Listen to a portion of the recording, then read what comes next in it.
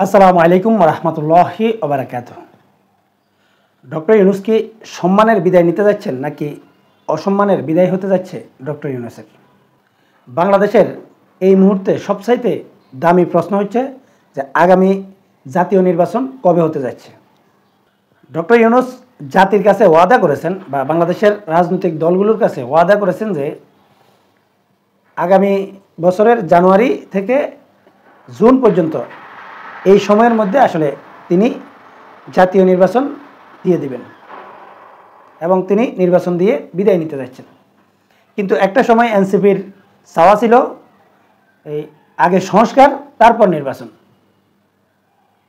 যেহেতু এখন বিএনপি আসলে সংস্কার মেনে নিয়েছে এবং আগামী জানুয়ারি থেকে জুনের মধ্যে নির্বাচনটাও মেনে নিয়েছে, তাই হঠাৎ করে নতুন করে আসলে এই এনসিপির থেকে আসলে একটা দাবি ওঠানো হয়েছে যে ডক্টর ইউনূসকে 5 বছর ক্ষমতায় রাখা হোক। আপনারা যদি সম্প্রতি আল জাজিরাতে ডক্টর ইউনূস যে সাক্ষাৎকারটি দিয়েছেন এটাকে যদি একটু পর্যালোচনা করেন তাহলে স্পষ্টভাবে বোঝা যাচ্ছে যে ডক্টর ইউনূস নিজেও সিদ্ধান্তহীনতায় আছেন। আসলে তিনি কি করতে যাচ্ছেন বা কি করবেন বা কখন নির্বাচন অনুষ্ঠিত হবে। ডক্টর ইউনূস নির্বাচন কবে দিবেন কখন দিবেন সেটা পরের বিষয়, কিন্তু এটা নিশ্চিত যে আগামী ডিসেম্বরের আগেই আসলে নির্বাচনের রোড ম্যাপ কিন্তু ঘোষণা যদি না করা হয় তাহলে বিএনপি আসলে সন্দেহ করবে ডক্টর ইউনূসকে। তাই আমি মনে করছি যে আগামী ডিসেম্বরের আগ থেকে আসলে রাজনীতিতে একটা অস্থিরতা তৈরি হবে নির্বাচন নিয়ে। এখন অনেকেই বলতে পারেন যে এনসিপি চাইলেই হবে নাকি? বাংলাদেশে বর্তমানে সর্ববৃহৎ রাজনৈতিক দল হচ্ছে বিএনপি। এখন বিএনপিকে বা ডক্টর ইউনূস যেই ওয়াদা করেছেন সেই ওয়াদাকে উপেক্ষা করে যদি নির্বাচন যদি না দিতে চান ডক্টর ইউনূস, তাহলে তার নামের পাশে যে সম্মান এটা কোথায় যাবে এবং বিএনপি যদি আন্দোলন শুরু করে তখন আসলে কি হবে, এটাও কিন্তু প্রশ্ন থেকে যায়। আবার এই এনসিপিকে আসলে পরিপূর্ণভাবে সমর্থন করে আসছে ইসলামিক দলগুলো। এখন প্রশ্ন হচ্ছে যে শুধুমাত্র এনসিপি চাইছে সেরকম নয়, এখন ইসলামিক দলগুলোরও কিন্তু অনেক বড় ফ্যান ফলোয়ার রয়েছে বা জনশক্তি রয়েছে।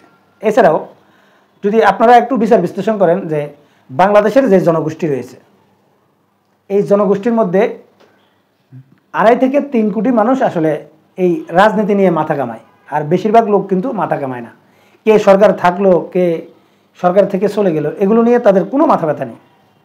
কিন্তু যারা রাজনৈতিক সচেতন ব্যক্তি রয়েছেন বা অনলাইনে রাজনীতির খোঁজ খবর রাখেন বা অনলাইনে ডক্টর ইউনূসকে 5 বছর ক্ষমতায় রাখা না রাখা নিয়ে যেসব জরিপগুলো হচ্ছে এই জরিপগুলোতে আসলে বোঝা যাচ্ছে যে ডক্টর ইউনূসের পক্ষে বেশিরভাগ জনমত রয়েছে। কিন্তু বাস্তব সত্য হচ্ছে যারা এই রাজনীতির খোঁজখবর রাখে না তারাও কি আসলে এই শেষ পর্যন্ত ডক্টর ইউনূসকে সমর্থন করবে কিনা বা তাদের সমর্থন আছে কিনা সেটা কিন্তু এখন এই অনলাইন জরিপে বোঝা যাবে না। তাই আমি যেটা মনে করি যে ডক্টর ইউনূস যদি আগামী বছর জুলাইয়ের মধ্যে নির্বাচন দিতে চানও আসলে সেখানে বাধা হয়ে দাঁড়াবে এনসিপি এবং এই ইসলামিক দলগুলো। এখন অনেকেই বলতে পারেন যে বিএনপির চাইতে কি ইসলামিক দলগুলোর শক্তিমত্তা বেশি কিনা। ভাই এটা আপনাদেরকে অবশ্যই বুঝতে হবে যে ইসলামিক দলগুলোর ভোটার কম থাকতে পারে কিন্তু তাদের যে জনসমর্থনটা রয়েছে এই জনসমর্থনগুলো এতটা অ্যাক্টিভ যে চরমনায় যদি আসলে এই ঢাকা শহরে যদি ডাক দেয় তাহলে 2.5 থেকে 3 লক্ষ মানুষ জড়ো করা তার জন্য একেবারেই স্বাভাবিক বিষয়। আবার জামাত ইসলামীও যদি ডাক দেয় তাহলেও দেখবেন এই 5-7 লাখ লোক জড়ো করা আসলে খুব বেশি তাদের জন্য কষ্টসাধ্য হবে না। তারপর আছে এনসিপি, এরপর আরও কিছু সাধারণ মানুষও আছে যারা হয়তো বিএনপি করেন বা আওয়ামী লীগ করেন, এদের মধ্যেও অনেকে আসলে ডক্টর ইউনূসকে 5 বছর ক্ষমতায় দেখতে চায় এরকমও বোঝা যাচ্ছে। সবগুলো মিলিয়ে রাজপথে যদি আসলে এ নিয়ে যদি দ্বন্দ্ব তৈরি হয় তাহলে সেটা দুই পক্ষ থেকে আসলে অনেক শক্তিশালী হবে। বিএনপি যেহেতু অনেক বড় রাজনৈতিক দল তাই বিএনপি যদি আসলে এই সরকারের বিরুদ্ধে ডাক দেয় এবং আওয়ামী লীগও কিন্তু চায় না যে ডক্টর ইউনূস লং টাইম ক্ষমতায় থাকুক, অতএব বিএনপি ডাক দিলে আসলে সেখানে আওয়ামী লীগের নেতাকর্মীরাও কিন্তু সেই সুযোগে বিএনপির সাথে একমত পোষণ করবে এবং তারাও মাঠে নামবে। আর এরকম যদি হয় বা এরকম একটা সিচুয়েশন যদি তৈরি হয় ডক্টর ইউনূস পদত্যাগ করে চলে যেতে চাইবেন। কিন্তু আমার মনে হচ্ছে যে এই বর্তমান সরকারের যারা উপদেষ্টারা রয়েছেন এরা সহ বা আমেরিকা যদি ডক্টর ইউনূসকে গ্রিন সিগন্যাল দেয় এবং এই এনসিপি সহ ইসলামিক দলগুলো যদি আসলে এই চাপ প্রয়োগ করে, তাহলে এই বর্তমান সরকারের উপদেষ্টারা সহ সবাই মিলে কিন্তু ডক্টর ইউনূসকে ধরে রাখতে চাইবে এবং শেষ পর্যন্ত তিনি হয়তো থাকতে চাইবেন। সবগুলো মিলিয়ে আমার যেটা মনে হয় যে ডক্টর ইউনূস দুই পক্ষকে আসলে ব্যালেন্স করতে এবং তার সম্মান টিকিয়ে রাখতে তিনি হা না ভোট দেওয়ার হয়তো প্রস্তাবনা আসতে পারে।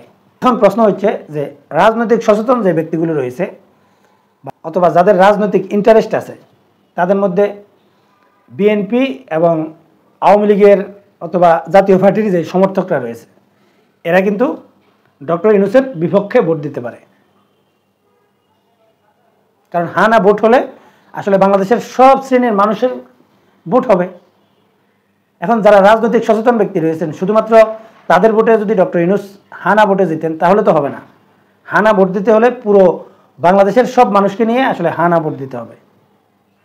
আর হা না ভোট যদি আসলে অনুষ্ঠিত হয় তখন আওয়ামী লীগ বলেন, জাতীয় পার্টি বলেন, বিএনপি বলেন, এরা সবাই ক্যাম্পিং চালাবে যাতে না জয়যুক্ত হয়, মানে ডক্টর ইউনূস যাতে পরাজিত হয় এটার চেষ্টা করবে। আর অন্যদিকে এনসিপি ইসলামিক দলগুলো সহ যারা আসলে এই ডক্টর ইউনূসকে আসলে এই 5 বছর ক্ষমতায় টিকিয়ে রাখতে চায় তারাও কিন্তু ক্যাম্পিং চালাবে হ্যাঁ যাতে জয়যুক্ত হয়। এখন প্রশ্ন হচ্ছে বাংলাদেশে আওয়ামী লীগ এবং বিএনপি সবচাইতে জনপ্রিয় দুইটা দল। এখন এই দুইটা দল যদি আসলে ডক্টর ইউনূসের বিপক্ষে ক্যাম্পিং চালায় তখন কি আসলে ডক্টর ইউনূস এই হানা ভোটে জিততে পারবেন কিনা? আমার সিক্স সেন্স যেটা বলছে সেটা হচ্ছে যে যদি হানা ভোট অনুষ্ঠিত হয় আসলে এখানে ডক্টর ইউনূসের পক্ষে ভোট বেশি পড়তে পারে, মানে হ্যাঁ জয়যুক্ত হতে পারে। এর কারণ হচ্ছে আওয়ামী লীগ এবং বিএনপির সমর্থকরা যদি ডক্টর ইউনূসকে না চায় তাহলে নিশ্চিতভাবে ধরতে পারেন যে এই হানা ভোটে ডক্টর ইউনূস পরাজিত হবেন, এটা নিশ্চিত হয়ে যাবে। কিন্তু আমার সিক্স সেন্স যেটা বলে সেটা হচ্ছে যে আওয়ামী লীগ বলেন আর বিএনপি বলেন অথবা জাতীয় পার্টি বলেন, যেই দলগুলো আসলে ডক্টর ইউনূসের বিরোধিতা করবে এই দলগুলোর অনেক সমর্থক রয়েছে যারা আসলে এই ডক্টর ইউনূসকে এখন পছন্দ করা শুরু করেছে বা নিজেদের স্বার্থে হলেও অনেকে আসলে ডক্টর ইউনূসের পক্ষে ভোট দেবে। যেমন আওয়ামী লীগ এবং বিএনপির নেতাকর্মী যারা রয়েছেন তাদের চিন্তাভাবনা একরকম হবে, আবার তাদের সমর্থক যারা রয়েছেন তাদের চিন্তাধারা আবার ভিন্ন রকম হতে পারে। যেমন আওয়ামী লীগ এখন যে অবস্থায় রয়েছে, আওয়ামী লীগের অনেক সমর্থক মনে করে যে বিএনপির নেতাকর্মীরা চুপ করে আছে, কিন্তু যদি বিএনপি ক্ষমতায় আসে তাদের উপর নানা রকম অত্যাচার নির্যাতন নেমে আসবে। তাই তারা অবশ্যই চাইবে যে ডক্টর ইউনূস আরও লং টাইম ক্ষমতায় থাকুক এবং বাংলাদেশটা আসলে স্বাভাবিক হোক। এই জাতীয় একটা চিন্তাধারায়ও আওয়ামী লীগের অনেক সমর্থক ডক্টর ইউনূসের পক্ষে ভোট দিতে পারে।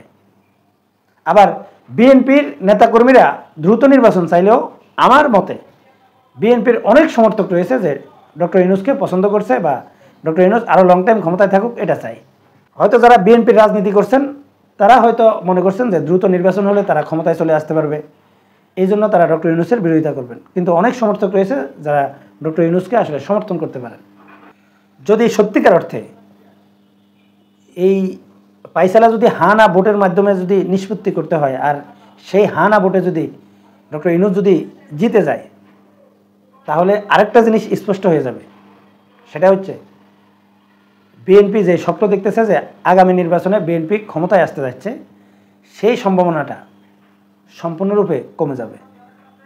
তাই আমি যেটা মনে করছি বাংলাদেশের রাজনীতি এবং নির্বাচন নিয়ে আসলে যেই শঙ্কা তৈরি হচ্ছে এই শঙ্কাটা শেষ পর্যন্ত কিন্তু হানা ভোটের মাধ্যমে নিষ্পত্তি হতে যাচ্ছে বলে আমি মনে করছি। সম্মানিত দর্শক, আপনারা কি চান কমেন্টসে লিখে যাবেন।